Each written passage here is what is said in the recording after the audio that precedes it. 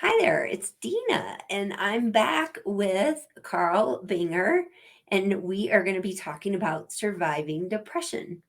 And so, Carl, I would love for you to introduce yourself or your subject a little more if you'd like. Absolutely.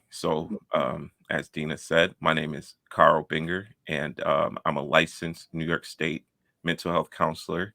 I've been a therapist and a counselor since 2014 when I graduated from grad school, and just kind of got into the field and got my feet on the ground. And let's see, I went into private practice about, I think, 6 years after grad school, um, and I started a private practice in 2019. The name of the practice is Luminance Mental Health Counseling, and the theme of the practice, the name is, luminance means light, and I want it to be a light to depression. And so I started the private practice in 2019 on Valentine's Day, and I wrote my first book in last year. The name of the book is The Progressive Darkness, and I wrote about my experience with depression to try to help men and women, but especially men, to know that it's okay to talk about depression. It's okay to ask for help. It's okay to need help. And last year, I also started a Facebook group called Surviving Depression. Uh, I think it was last year. It could have been the year before, but I actually it was the year that COVID started. So I think that was 2020. So Mhm. in 2020, I started the group, and I think in 2020, I also wrote the book too. So, but I started the group to help support people dealing with depression, especially during the pandemic. And the group started off really small, like 20 to 30 people, and now it's like up to 600 people. So it's not a ton, but man, from where I started, that's a lot. That's awesome. I'm so excited about that. And I Yeah. am, and I'm one of those 6,000 people. And Well, I need this, 600. oh, 600, I'm Yeah, sorry. yeah. It's And okay. I dream big. Hey, I was, I was manifesting for you. yep, exactly. Yeah. No, but it's Carl's doing some really cool things with the Facebook group, but also I want you to talk about the barbershop Yeah. situation you're doing. Absolutely. So everything kind of started when right so at the when the pandemic started, I'm sure as every all the listeners can attest to this, everyone was bored out of their mind, like, right, because we couldn't do nothing, just stay in the house and think of creative ways to help humanity, right? And so what I did was, along with the book, along with the Facebook group, I started to try to like work on these workbooks on navigating depression and things like that. And after about a year or so, I was like, man, I'd love to be able to do like talks and workshops somewhere. And so my barber was like, hey man, we know you're a counselor. Can you just kind of talk about your experience with depression? And I was like, yeah, man, anytime, just ask me anything. And then after I was, barbershop talks, people get very transparent in barbershops, and it's like um it's like a place of solace for a lot of people in the community. It's like their counseling session almost. And so the barber was like, "Hey man, this was so special, and you're such a good speaker when it comes to this type of thing. Would you like want to do something like this quarterly where we invite a bunch of men and we just talk about depression?" I said, "Absolutely, dude. Let me know." And so we've kind of just been doing that since then. And I did one recently, and I think there are about 20 men there, and it was a great talk. I always have really fantastic, and it's not because of me, it's because of the men that are there. The men that are there offer phenomenal insight. I love it. I always walk away from it, I think, helped just as much as they do. And so I love doing them. I look forward to them all the time. They're always a very helpful and insightful time. And so, along with things like that, I just try to do talks in the community to help bring insight and awareness and break the stigma around depression. Absolutely. That's what it's all about. Hmm. I think there's three parts to our mission. The first one is conversations, the second is community, and the third is personal story. And I think that we can change the world with those things because, um, I know therapy is necessary and helpful and all of those things. But I think that human connection in a peer to peer situation really is very helpful as well. And I know for me personally, I never wanted to talk about anything because I never came across anybody who had survived a suicide attempt that was open about it and made me want to talk about my experience. And Hmm. so it was that really drove the mission of this organization. And I also think that I know our number one mission is to reduce suicide rates. But if we're looking for just people who are already at suicidal ideation, we are not we're not really catching people before they get there. Right. And so the idea is through our community and our personal stories and our books that we publish are hopefully reaching people before they get there. Maybe they're in a struggle, but they're not quite to ideation yet. And they're saying, okay, well, I just read this chapter and this person has been through something really similar to me. And I even have a link and I can reach out to them and talk to them. Or I can join the Scars to Stars Facebook page. Or I can, get involved and tell my own story because it's very healing to do that. So Absolutely. that's kind of the things that how we look at conversations and community, because it's easy to tell people, well, you need to talk about it, you need to have a conversation, but if you don't have the right space to do that, it's really hard. Absolutely. Yep.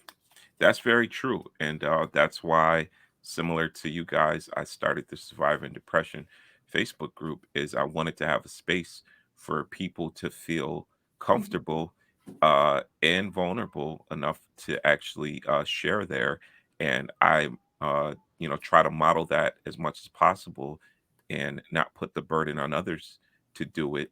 Um, and I think in doing so, people feel more comfortable seeing, okay, this is a man who is not afraid to show his feelings and talk about his weaknesses. That enables a lot of people to come on there and do the same thing. Mhm.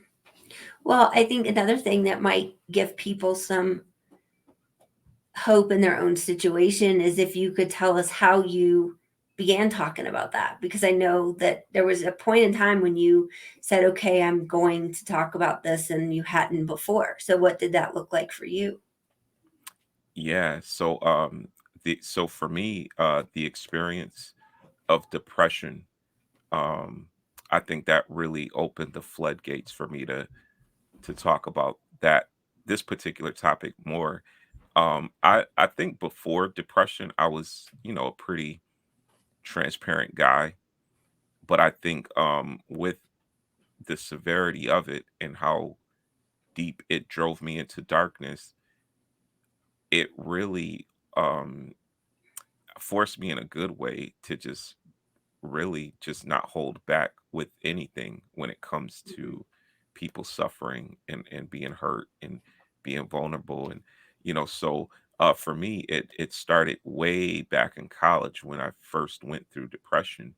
And I think the experience itself just really broke down a lot of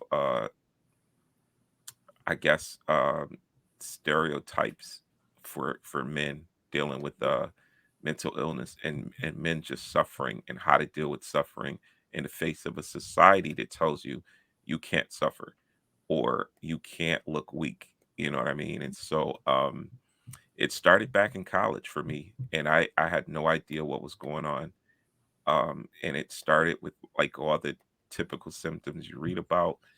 My sleep was being affected, my diet changed, um, my mood was low, depressed, and like on the tail end of it, I started to feel suicidal as well.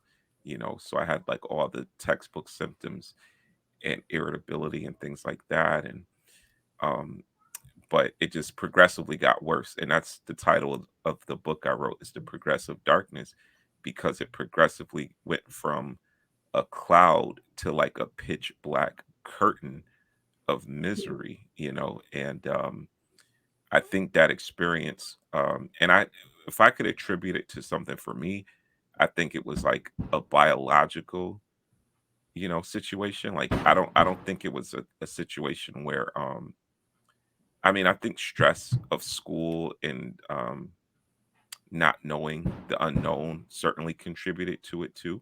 But it was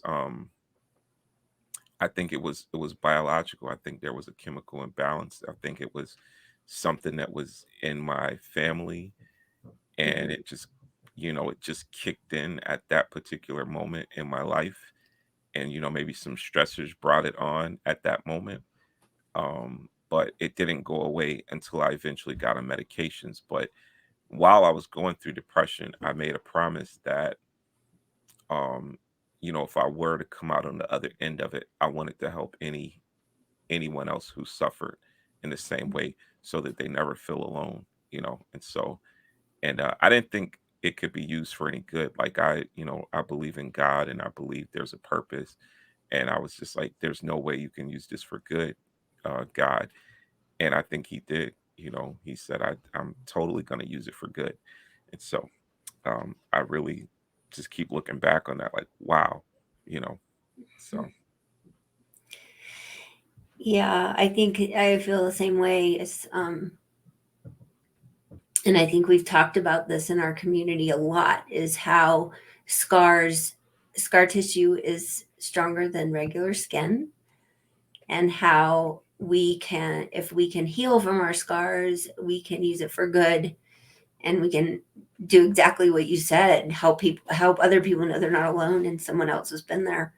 um, and that's really apparent in everything we try to do, through our events and through our books, and all around. So mhm. I want to talk a minute about the state of our world with therapists, and how um, I was reading an article. Actually, I think our president Lisa sent it to me, and it was excuse me. It was saying that 60% of U.S. counties don't have a psychotherapist, and Wow. that, in the other stat that I remember, is in New York, there are 612 therapists per 100,000 people, and in Idaho, there are none. Wow. And, Carl and I were talking earlier about the fact that his license is in New York. And so it's really tricky for him to help people who don't live in New York. So, can you talk to everybody a little bit about that? And Yeah. Yeah. So I'll tell you as much as I know, which is not a ton, but from what I've read and what I've, seen on Instagram and, different social media platforms that I'm on, mostly like where I network with therapists is on Instagram. So if anyone is looking for a therapist, or just trying to follow a therapist in their work, in terms of like, thinking better, living better holistically, there's a lot of great therapists on Instagram. And during the pandemic, I found a great network of therapists on Instagram. So that might be something worth checking out if you're on Instagram. So anyhow, as I'm on Instagram and other social media platforms like Twitter, I see things like legislations or different like bills being passed or pushed forward. And one of them, I think it's the American Counseling Association, or one of the counseling associations that have been continuously lobbying and trying to push the effort to allow state licensures to be across state lines, and to make it easier to get a license or transfer a license from state to state, and to be able to do like telehealth counseling or telecounseling across state lines, because as it stands now, if someone lived in Florida and they wanted counseling and they reached out to me in New York State, I don't think ethically I could do that. I don't think I could, you know, counsel Mhm. them and bill them through their insurance, because as it stands now, and it could have changed as I'm speaking. I have no clue, haven't looked into it recently, but I think that's one of the barriers is that, and there could be a slight difference between the telehealth aspect and the actual licensure of the therapist moving to another state. So these could actually be two different issues. But I know for sure one of the issues is like if I were to move from New York State to Virginia, which I did at one point, the licensure requirements are so different. And it's Mhm. like it really shouldn't be that way. If a therapist is in New York State, he or she should be able to go to Virginia and still be able to function as a licensed professional therapist. But other states might make require you to do more on top of already being licensed in another state. And I think that's primarily what they're trying to address. But I Mhm. also think the telehealth thing is something that's in the, in the works as well, where if someone in Idaho, I think that's the state you said, right? Idaho. Mhm. If Idaho is no therapists, how are they getting therapists? No therapists want to move there, or no therapists are living there. And Mhm. I don't know if any therapists are gonna just get up and move to Idaho. So what is one easy solution is to be like, hey, how about telehealth with some people in New York State or Florida or California? How about that? And that's Mhm. a first step to kind of help alleviate some of those issues in Idaho. You know what Yeah. I mean? So if it's not a primary concern right now, it definitely should be one of them. Yeah. And so, And as you're saying that, I'm thinking it was 1 per 100,000 in Idaho. So I need to double check that, but I'm pretty sure that's still, it yeah, was that's 1, and where in New York it was 612 per 100,000. So that's there's a still crazy. huge gap. I mean, obviously there's a bigger population, but if you're doing it per 100,000 people, then it's, apples to apples. So I agree with you. And I never, I don't think I ever understood that every state had their own requirements.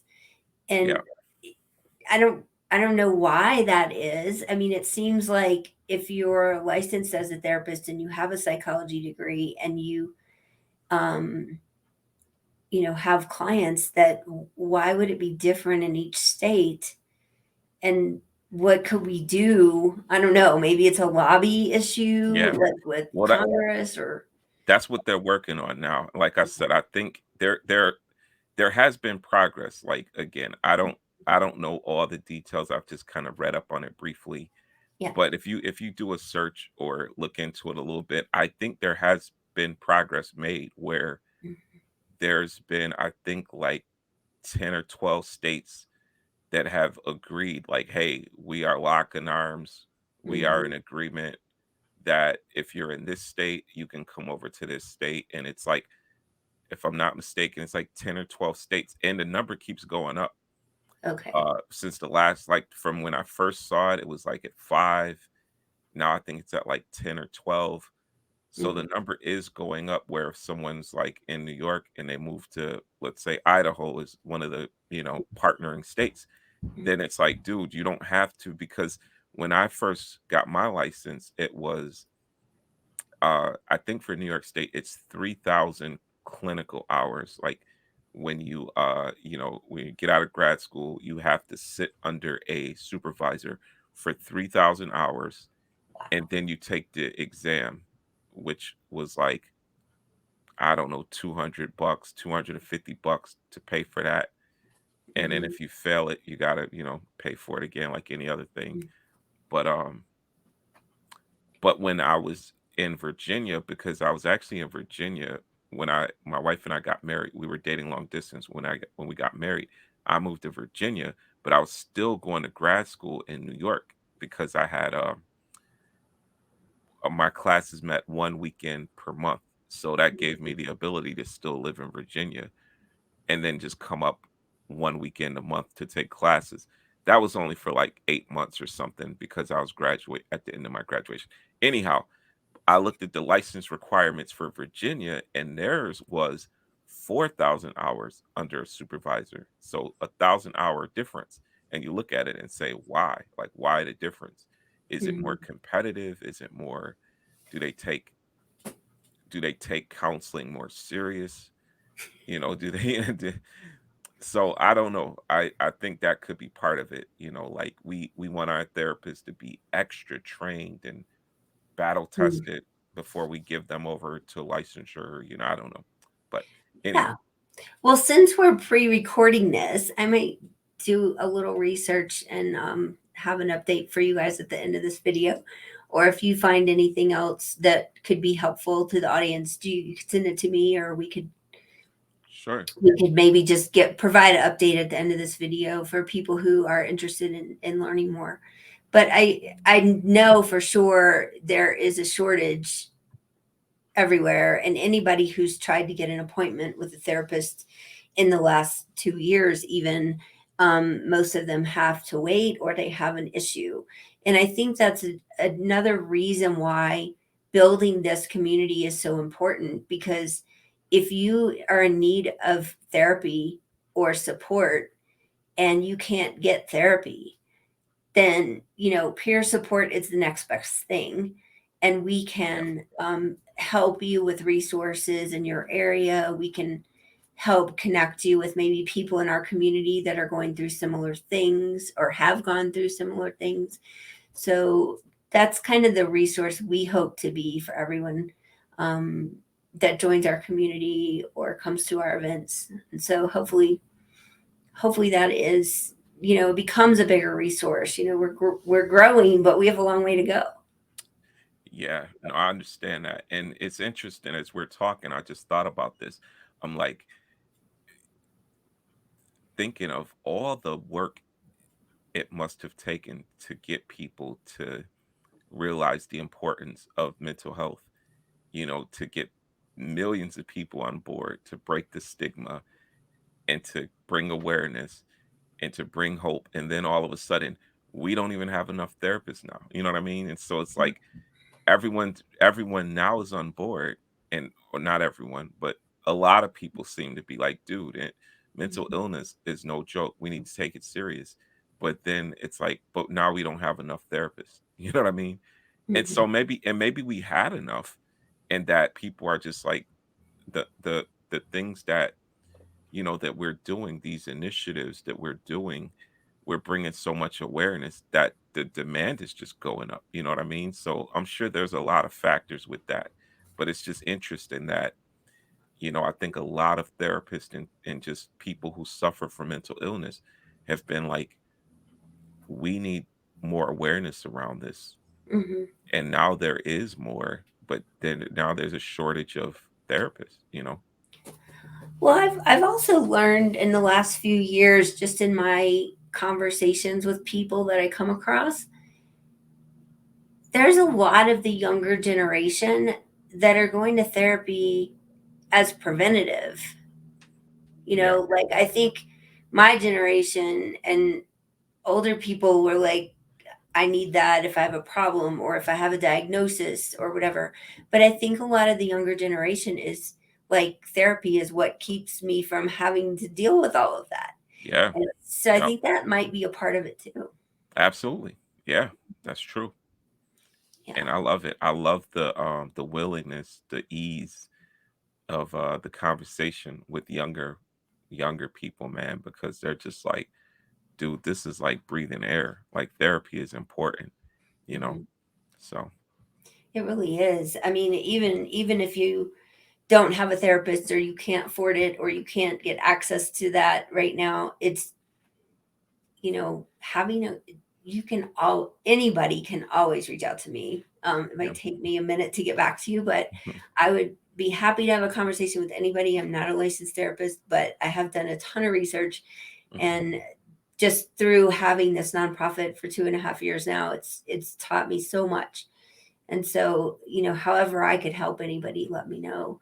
I mean, Facebook, we have a Facebook group too called Scars to Stars Live, and anybody can join that. You can find it if you search.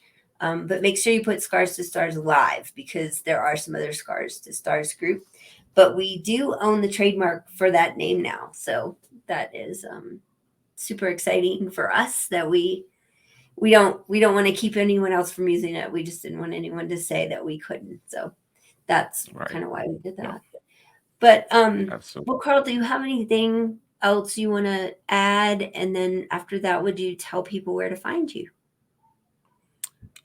Sure. Let me see. So for me, I don't I whenever I'm doing counseling or even just talking on the surviving depression Facebook group, which is also, if anyone out there is like, hey, we need a support group, we need a group of friends, join that.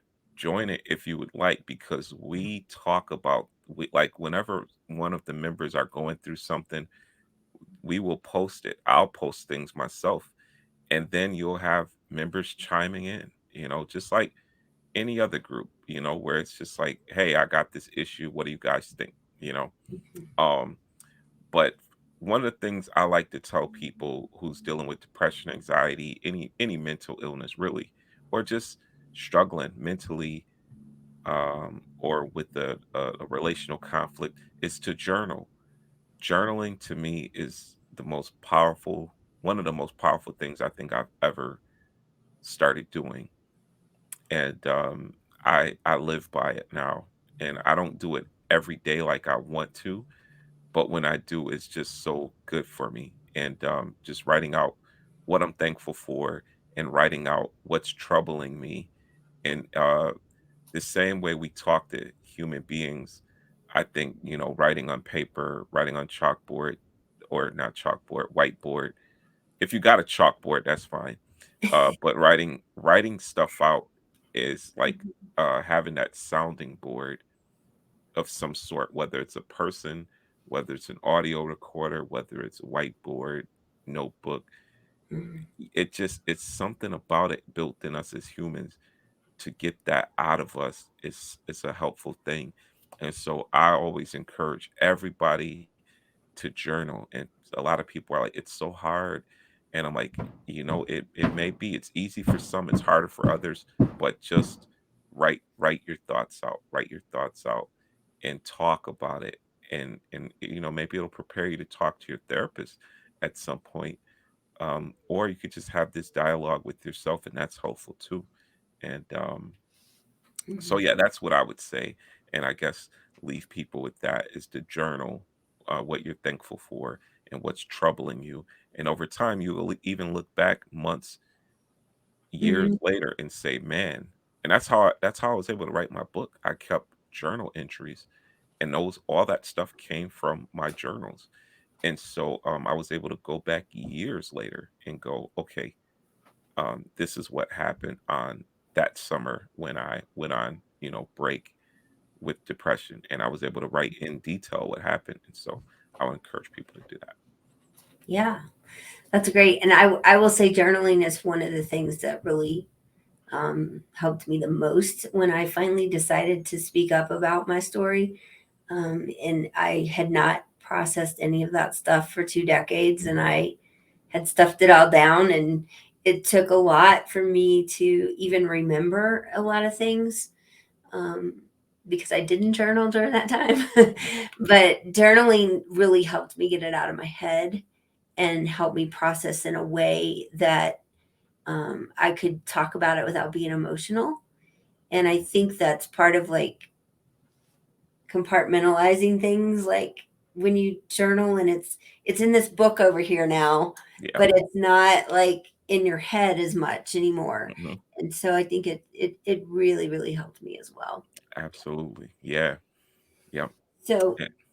so well, if you want to say anything, but don't forget to tell people where Yeah. to find you. So yeah, so if you want to find out more about what I do, you can visit beingalight.org.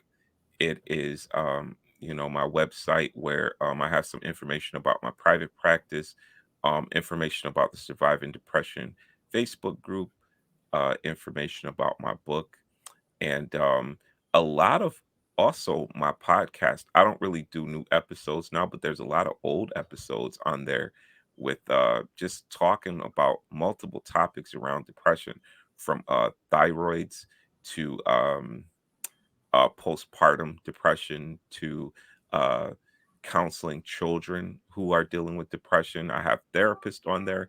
I have, just everyday people on there too, talking about how depression has affected them, depression and people with their faith. And so, yeah, if you want to check that out, you can check that out too. But I'm also, there's a list of all the podcasts that I've ever been on. And so you can just go and check all that out right there on the website. Awesome. Well, thank you for sharing and being here and having this conversation with me. My And pleasure. hopefully, one or both of us will give you an update at the end of this video about some of this stats about the availability of therapists. Yeah. So thank you, Carl. Thank you for having me.